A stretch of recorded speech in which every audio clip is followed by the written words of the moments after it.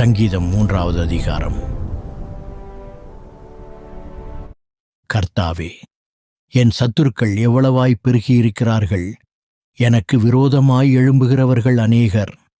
தேவனிடத்தில் அவனுக்கு இரட்சிப்பு இல்லை என்று என் ஆத்துமாவை குறித்துச் சொல்லுகிறவர்கள் அநேகராயிருக்கிறார்கள். ஆனாலும் கர்த்தாவே, நீர் என் கேடகமும் என் மகிமையும் என் தலையை உயர்த்துகிறவருமாயிருக்கிறீர். நான் கர்த்தரை நோக்கிச் சத்தமிட்டு கூப்பிட்டேன். அவர் தமது பரிசுத்த பர்வதத்திலிருந்து எனக்கு செவி கொடுத்தார். நான் படுத்து நித்திரை செய்தேன், விழித்து கொண்டேன். கர்த்தர் என்னை தாங்குகிறார். எனக்கு விரோதமாகச் சுற்றிலும் படையெடுத்து வருகிற 10,000 பேருக்கும் நான் பயப்படேன். கர்த்தாவே, எழுந்தருளும்.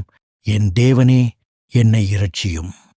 நீர் என் பகைஞர் எல்லாரையும் தாடையிலே அடித்து துன்மார்க்கருடைய பற்களை தகர்த்து பேயாட்டீர்.